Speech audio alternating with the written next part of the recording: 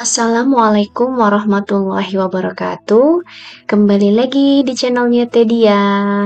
Gimana teman-teman? Kabarnya semua sehat? Amin. Mudah-mudahan sehat semua ya. Nah, untuk video kali ini saya mau sedikit sharing ya teman-teman terkait cara lapor SPT masa PPh 21 nihil di Cortex. Nah, mohon maaf sebelumnya ya ke Kak Taufik Hidayat gitu ya. Februari lalu ya emailnya saya baru sempet buat tutorial dan baru sempet baca juga gitu ya. Nah ini tadi ya kalau lapor pajak PPh pasal 21 nihil di Cortex apakah bisa ya? Please advice-nya atau ada vlognya yang bisa bantu share teh dia. Terima kasih. Mohon maaf ya Kak, baru sempat saya baca dan juga saya baru sempat buatkan tutorialnya. Nah, teman-teman jika yang ingin tahu gimana sih cara lapor SPT masa PPh 21 nihil di Cortex, nah langsung saja ya kita masuk ke Cortex.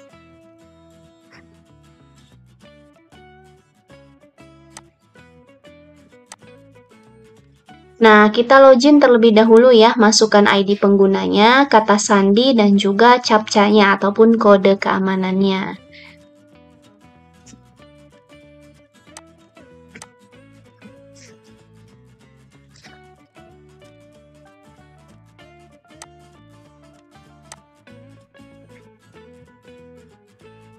Kemudian kita login.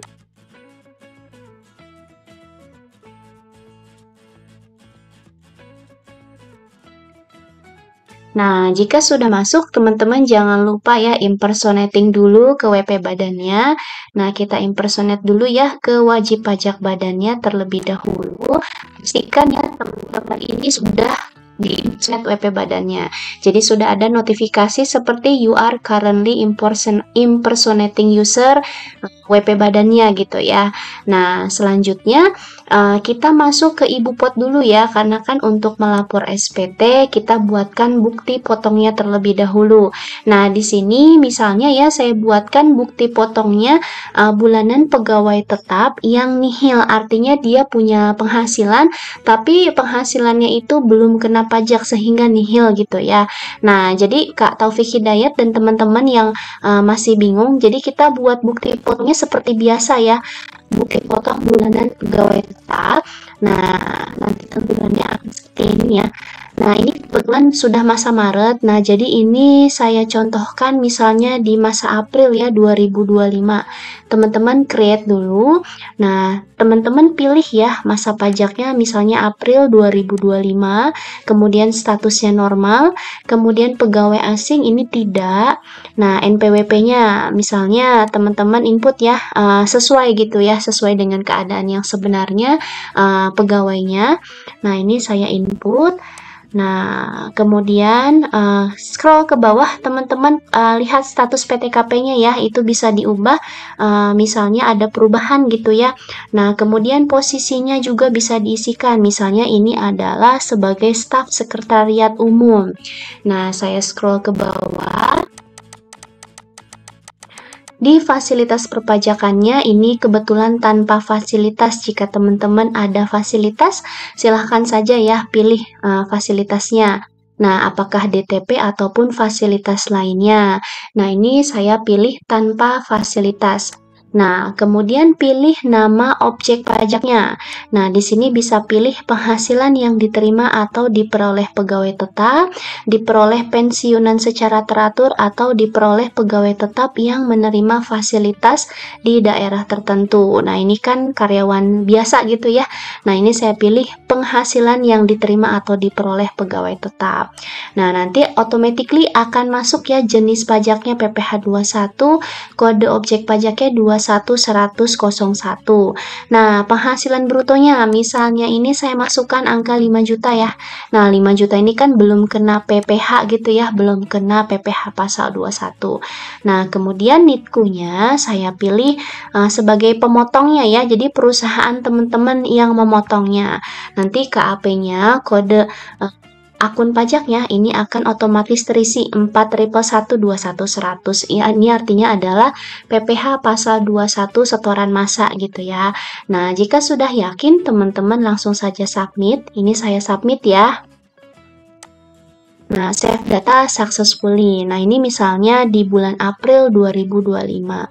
Nah, teman-teman bisa nanti langsung lakukan klik bukti potongnya lalu terbitkan. Jika misalnya mau nunggu banyak gitu ya, atau ada beberapa karyawan, itu silahkan boleh. Nah, supaya lebih paham, saya contohkan lagi ya. Jadi, teman-teman create ibu pot MP, kemudian pilih masa pajaknya. Ini saya contohkan April 2025. Statusnya otomatis akan normal. Pegawai asing ini bukan pegawai asing. Nah, NPWP-nya kita inputkan dulu ya. Jika teman-teman sudah menginput NPWP sebelumnya, ini nanti akan tersimpan NPWP terakhir yang dibuat gitu ya. Jadi teman-teman nggak perlu input satu-satu, tinggal lihat yang recentnya aja. Nah, ini saya klik, kemudian muncul identitasnya, status PTKP-nya bisa diubah. Jika ada perubahan ya, biasanya itu kan per Januari gitu ya perubahannya. Kemudian posisinya, misalnya kita isikan staff marketing gitu ya. Nah, kemudian kita scroll ke bawah untuk fasilitas perpajakan dan isian lainnya. Nah, ini juga tanpa fasilitas saya pilih. Kemudian nama objek pajaknya saya pilih diperoleh pegawai tetap. Kode objek pajak dan jenis pajaknya akan otomatis terisi ya teman-teman. Kemudian penghasilan brutonya misalnya ini penghasilannya adalah 4.800.000 misalnya. Kan belum kena ya. Nah, masih nihil. Nah, KAP-nya akan otomatis juga terisi dan NITKU-nya nanti kita select ya, kita pilih. Ini adalah NITKU pemotong pajaknya, pemotong PPh-nya. Jika sudah yakin, teman-teman submit. Nah, paham ya, insya Allah ya sampai sini. Atau saya contohkan satu lagi, biar lebih paham gitu ya, 3 gitu ya. Jadi teman-teman sekali lagi ke create ibu pot MP. Nah, kemudian masa pajaknya pilih April, statusnya normal, pegawai asing ini bukan pegawai asing, saya pilih tidak, NPWP-nya kita masukkan saja.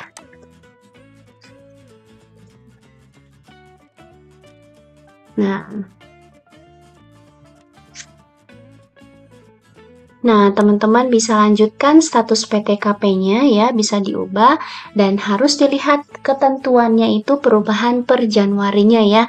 Nah, kemudian di posisinya ini misalnya staff accounting ya. Nah, kemudian kita isi di fasilitas perpajakannya ya, kita scroll ke bawah dan perhitungan pajaknya. Nah, ini juga tanpa fasilitas, nama objek pajaknya yaitu penghasilan yang diterima atau diperoleh pegawai tetap juga.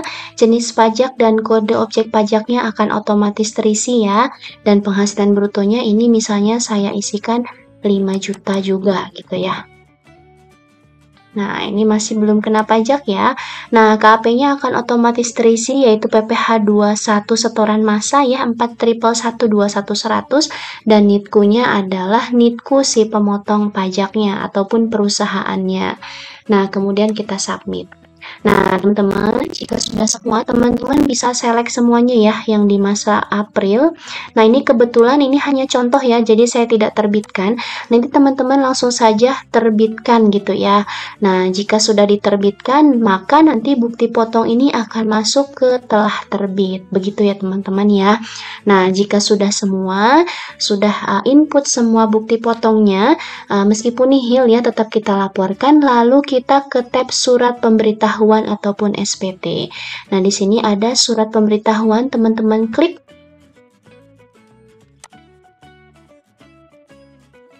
Nah, kemudian buat konsep SPT. Ini sebetulnya sama aja ya teman-teman untuk yang nihil ataupun tidak nihil. Nah, bedanya kalau yang tidak nihil ataupun kita berbayar, nanti kita download ataupun bayar gitu ya e-billingnya. Nah, bedanya ini kita tidak perlu bayar e-billingnya. Nah, ini contohnya jadi sama ya sebetulnya ya stepnya. Kita pilih PPh 21, kemudian lanjut. Nah, kemudian periode dan tahun pajak. Nah, misalnya tadi kita April ya. April 2025, kemudian lanjut nih ya teman-teman. Kemudian lanjut, model SPT-nya misalnya. Nah, model SPT-nya kita pilih normal. Nah, kemudian kita buat konsep SPT, teman-teman. Nah, nanti akan muncul nih ya. Nah, muncul nih seperti ini. PPh pasal 21, SPT masa PPh pasal 21, masa April 2025. Lalu teman-teman lihat. Nah, klik tanda pensilnya. Nah, teman-teman boleh lihat ya, lampiran 1A, 1B, lampiran kedua, lampiran ketiga. Ini bisa dilihat ya, teman-teman. Nah, ini adalah untuk penerima pegawai tetap ya. Nanti akan masuk di sini. Kemudian 1B-nya adalah untuk masa pajak terakhir gitu ya. Kemudian yang lampiran keduanya yang terkait dengan pemotongan 1 tahun pajak atau bagian tahun pajak bagi pegawai tetap dan pensiunan yang menerima uang terkait pensiunan secara berkala. Nah, itu ya teman-teman ya, bisa dicek nih lampirannya.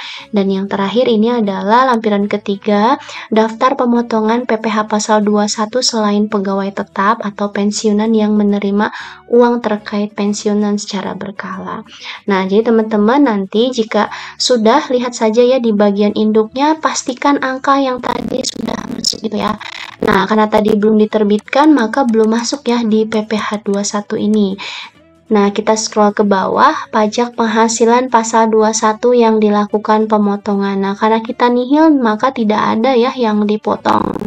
Nah, scroll lagi ke bawah sampai dengan paling bawah, nanti kita klik kotak pernyataannya dengan menyadari sepenuhnya akan segala akibatnya termasuk sanksi-sanksi sesuai dengan ketentuan perundang-undangan yang berlaku. Saya menyatakan bahwa apa yang telah saya beritahukan di atas beserta lampirannya adalah benar, lengkap, dan jelas. Nah, kemudian ditandatangani oleh taxpayer. Nah, kemudian scroll ke bawah, kita apakan nih? Bisa simpan konsep atau langsung bayar dan lapor. Nah, teman-teman, jika sudah yakin langsung saja bayar dan lapor. Nanti akan isi ya tanda tangan elektroniknya ya, kita masukkan passwordnya. Nah, nanti kita tidak perlu bayar karena kan kita PPh-nya 0, jadi kita tinggal lapor. Nah, mudah ya teman-teman. Itu saja sebetulnya sama ya seperti dengan PPh 21 yang tidak nihil ataupun yang kurang bayar. Bedanya kita tidak perlu mendownload e-billingnya dan juga kita tidak perlu membayar gitu ya PPh 21-nya karena nihil. Karena kalau step by stepnya itu sama. Nah, itu saja yang bisa disampaikan untuk video kali ini. Terima kasih teman-teman yang sudah mendukung channel ini. Terima kasih yang sudah menonton, like, subscribe, membagikan. Mohon maaf jika ada kesalahan. Apabila ada yang ingin ditanyakan, silahkan komentar. Mohon maaf ya Mas Taufik, saya baru jawab gitu ya, dengan video ini juga baru sempat saya buat. Mohon maaf ya sekali lagi. Terima kasih. Wassalamualaikum warahmatullahi wabarakatuh.